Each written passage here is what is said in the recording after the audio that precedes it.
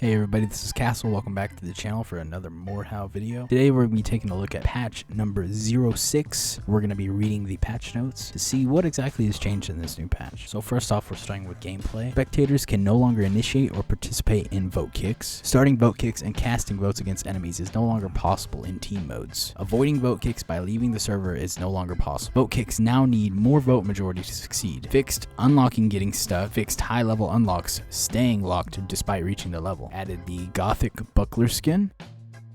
Added Klein's Messer, which is a cleaver skin, as well as Baron's Cutter, another cleaver skin.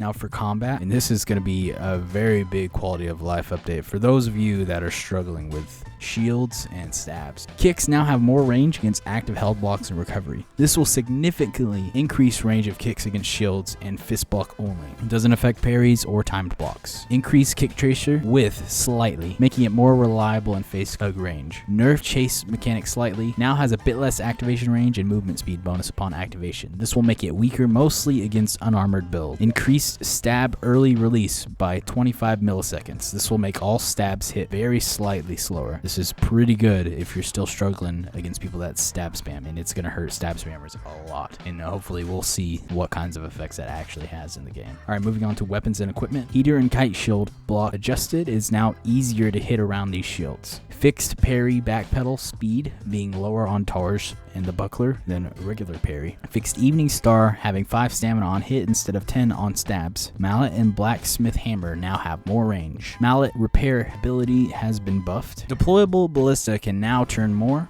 has faster ammo replenish, and has slightly more health. Deployable spikes now have slightly more width, covering more area. Toolbox now spawns with 5 out of 6 ammo and now resupplies 6 ammo at ammo boxes instead of 3. Smokes now disable chase mechanic. So that's another really good quality of life update for the mechanic class. I'm thinking there's going to be a lot of mechanics that are going to be happy with this update. Alright, next we're moving on to maps and game modes. Frontline capturing and neutralizing is now faster. Fixed straw shack roof having no collision on Mountain Peak. Fixed some icicles. Fixed attempt for bug in Battle Royale. When you die at warm up 1 second, you can get the defeat screen despite respawning. Next is networking. Potential fix for slots not being reserved for existing players on map change. Potential fix for server browser not working for some people / not seeing any servers. And server browser and matchmaking filters now saved properly. Moving on to visuals and miscellaneous. The short spear holster is now only on your back. You'll no longer have it on your hips. And fix floating weapons in demos. Now for audio, they've lowered the volume of the ballista hit sound, so it won't break your ears whenever you get shot by one,